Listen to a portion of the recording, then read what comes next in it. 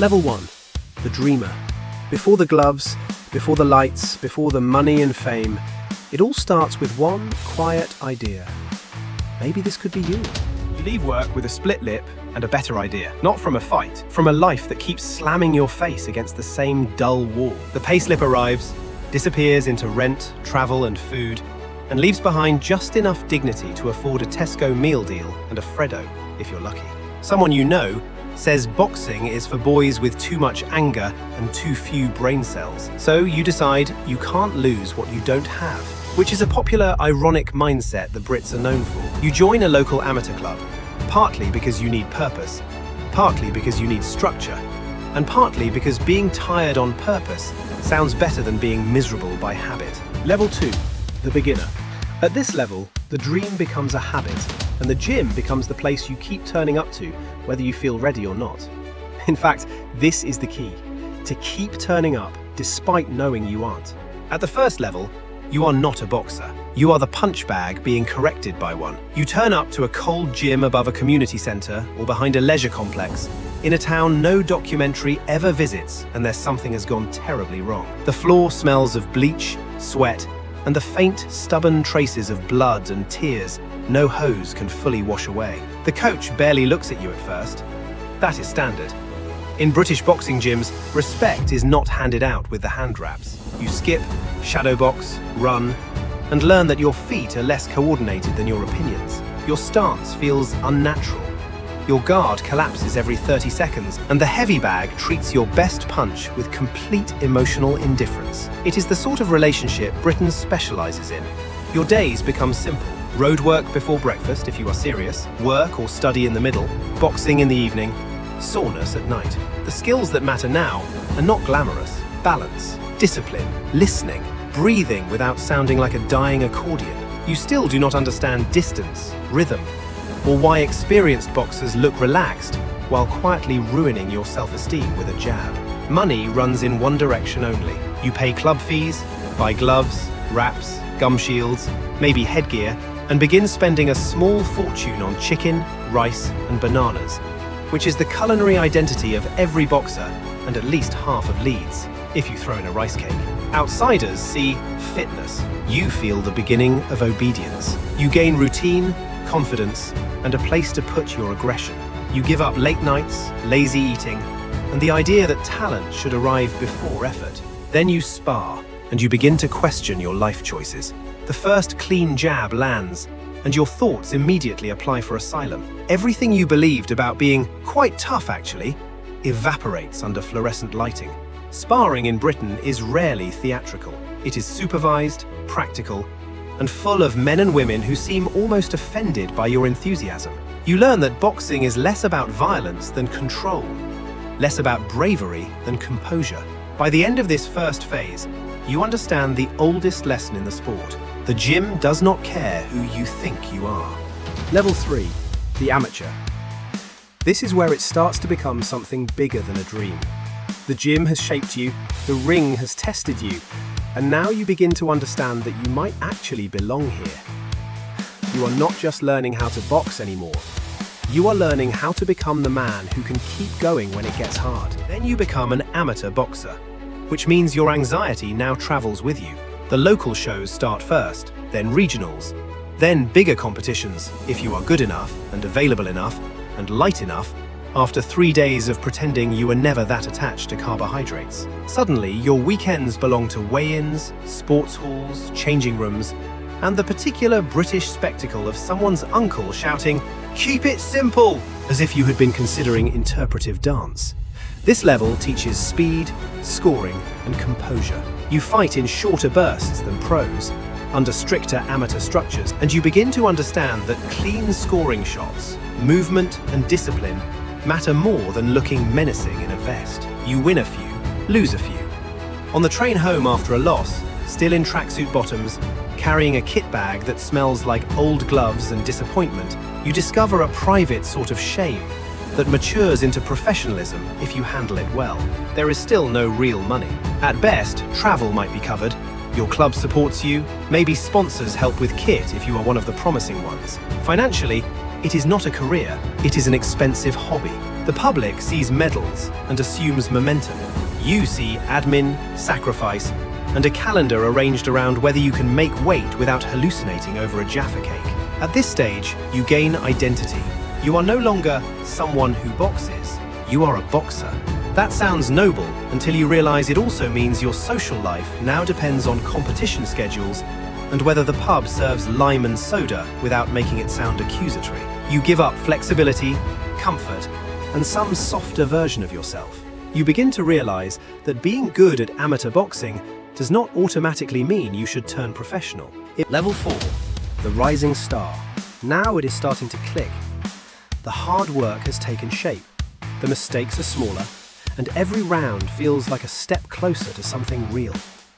You are not quite there yet, but for the first time, you can see it. It means you are now allowed to ask the question properly. Turning pro in the UK is less like entering a dream and more like signing a stack of paperwork while someone checks whether your brain is medically acceptable. You are not just signing a contract, you are signing into a stricter, more clinical version of the sport, where doctors' reports matter as much as your record. Romantic films tend to skip this bit because MRI referrals and brain scans are apparently not cinematic enough.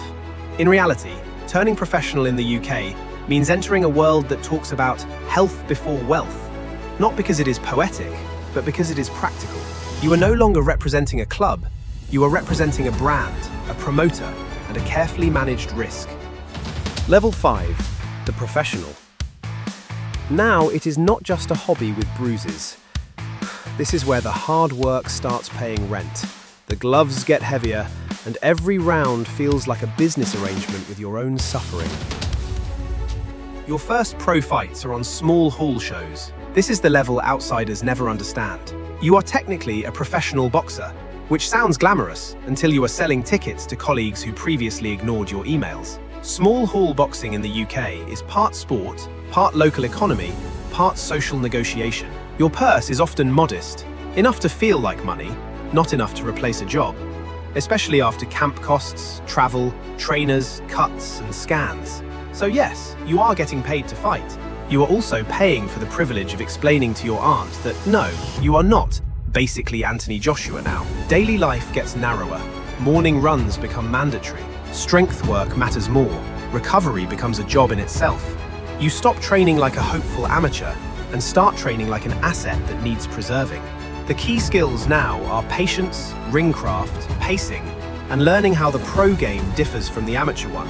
The rounds are longer, the rhythm is more deceptive, and people are trying to take pieces off you slowly rather than score neatly and move. You still do not understand the business properly. You think winning is enough. It is not. Matchmaking matters. Promoters matter. Ticket sales matter. Being watchable matters. This is Britain. Even combat sports come with admin. You gain a title on a poster, a bit of local recognition, and your first real taste of being publicly attached to a result. You give up income stability. You become the sort of person who plans weekends around weigh-ins and post-fight diets. By the end of this level, you realize boxing is not just a sport you do, it is an ecosystem you must survive. Then you become established, which is where the UK scene starts to reward you just enough to keep you dangerously optimistic. You are fighting 6 and 8 rounders regularly now. Your record matters. Your name means something in your area, maybe further if the right promoter is behind you. You stop feeling like a visitor and start feeling like part of the furniture, though admittedly, the sort of furniture that gets punched for a living. Your days are efficient now. You know how camp works. You know which sparring rounds matter, which recovery methods are worth the money, which coaches tell you the truth, and which ones are motivational poets in tracksuits. Purses improve, though often not spectacularly. It is better money, but not yet easy money. Better money in boxing often just means more expensive professionals now have access to you. Pressure changes shape. At the bottom, pressure is about proving you belong. Here, pressure is about not stalling. You are expected to win, to look good doing it, to stay active, to stay healthy, to stay marketable, and to avoid one badly timed loss that sends you 3 steps backwards. Outsiders see progress. They see posters, clips, maybe local media. They do not see your hands in the ice bucket, your mood during a cut, or the bizarre adult reality of discussing purse splits while eating plain chicken from a plastic container in a hotel room outside Wolverhampton. This level gives you status, discipline, and the first hints of proper financial breathing room. It takes spontaneity, a chunk of your social life, and your ability to be normal about body weight. You begin to realize that competence is not the same as security. In fact, competence often just earns you harder opponents. Level 6, the title challenger. Now the title is within reach. One more step, one more fight, and everything you have sacrificed up until this point could finally mean something. Then you reach contender level, and the romance goes out the window wearing a branded tracksuit. Now there is television interest, more scrutiny, and opponents with enough footage to study like a dissertation. Training camps become tactical, not just punishing. You bring in specific sparring partners. Your coach talks less about working hard and more about tendencies, traps, and patterns. The skill that matters most here is decision-making under fatigue. Everyone is fit. Everyone is dangerous. Everyone has learned how to look calm while considering minor violence. Money can rise sharply here if the fights matter. Domestic title fights, final eliminators, and televised cards can move you into proper five-figure paydays. Though the actual amount still varies wildly by profile, broadcaster, and promotional leverage. You are earning more, but everyone around you is earning from you too. Trainer, manager, promoter, cutman, strength coach, taxman. The taxman, as ever, remains Britain's pound-for-pound champion. The public sees success now. They assume you have made it. They assume your life is glamorous, focused, maybe even luxurious. In truth, your life is controlled. Sleep matters. Food matters. Hydration matters. One bad decision at 10:30 on a Thursday can ripple into Saturday night under the lights. You gain visibility, leverage, and the possibility that boxing may actually become your full financial identity. You give up anonymity, more of your health, and the luxury of making mistakes where nobody notices. By now, you understand the central lie of professional progress. Each level looks more impressive from the outside and feels more fragile from the inside. Then you reach the top of the game, and the belt is no longer the only thing you carry. You win a domestic title first, then a European, then a world-level belt. Level 7, the champion. This is the moment every boxer chases. The lights are brighter, the stakes are higher, and you have finally reached the top. If you don't mind taking a second, please like this video, subscribe, and turn on notifications to stay updated. And the sensation is not what you once imagined. There is excitement, yes. Crowds that feel like football grounds, the belt resting on the table as if it might be offended by cheap laminate. But there is also a quiet, clinical weight that settles over everything. You are not just a fighter now, you are a brand, a product, a storyline. And every fight is a business decision wearing boxing gloves. People talk about your legacy as if it were already finished, which is the funniest part of all, because you are still in the middle of it. At the top of the game, the gym is quieter, but the pressure is louder. Your schedule is private clinic scans, sleep tracked, data sucked, physio surrounded. You eat meals that taste like maintenance rather than pleasure. You travel in business class, only to land in strange cities and do the same thing you have always done. Stand in a ring and wait for someone else to try to hurt you. The difference is that now, one loss can change your trajectory more than 10 wins can secure it. You learn to speak publicly without saying much, to negotiate professionally without sounding desperate, and to calculate risk in a sport that still markets itself as courage. You are not just managing your body, your fear, your money, your reputation, your boredom, and your ego. You are also managing the idea of what people think you should do next. You start to see younger fighters arrive at the gym exactly as you once did, eager, uncertain, overconfident in strange little bursts. They think boxing is about proving heart. You know heart is just the entry requirement. The real job at the top of the game is management, of the body you still have, the relationships you still trust, the money you finally earn, and the version of you the public is invested in. You gain authority and perspective. You give up any remaining fantasy that boxing is pure. In Britain especially, where the pathway is disciplined and structured, but the money remains uneven until you climb high, the sport teaches realism with uncommon efficiency. And that is the thing you finally understand at the top. In the UK, boxing is not one life. It is several, stacked on top of each other. The beginner gets routine, the amateur gets identity, the novice pro gets paperwork, ticket sales, and a sharp lesson in economics. The established fighter gets status and better purses. The contender gets pressure, disguised as opportunity. The veteran or champion at the top of the game gets the clearest view of the bargain. The belt is the reward, but the cost is the toll it takes on your body, your time, your relationships, and your sense of who you are when the lights are off. The structure is formal, the regulation is serious, and the ladder is real, but every rung demands a different version of you. You wrap your hands in a gym somewhere in Britain, listening to the usual sounds. Skipping ropes hitting floorboards, someone coughing after body shots, a coach saying, "Again," with the cheerfulness of a tax audit. You know more now than when you started. About money, about status, about what people clap for and what they never see. You know the career does not become easier as it gets better.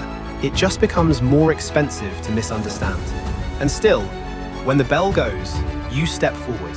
Because by this point, a quiet, difficult life built on discipline feels more honest than any comfortable one you left behind. Level 8. The legacy. But the story does not end with the belt. In the end, what matters most is what you leave behind. You do not just become a boxer for yourself anymore. By the time you reach the end of it all, the hard lessons stop belonging only to you and start becoming something you hand down. You teach your children that discipline matters when no one is watching, that pain is not a reason to quit, and that real strength is quiet, patient, and earned over years, not shouted in one moment. The wins matter, of course, but so do the early mornings, the sacrifices, the losses, and the times you kept going when everything in you wanted to stop. And maybe that is what legacy really is. Not just trophies on a shelf or old fight posters on a wall, but the way your story gives someone else permission to believe they can endure more than they thought and become more than they expected. Your children do not just inherit your name, they inherit your example, the proof that a difficult life can still be a meaningful one, and that what you build with grit, humility, and heart can outlast the final bell.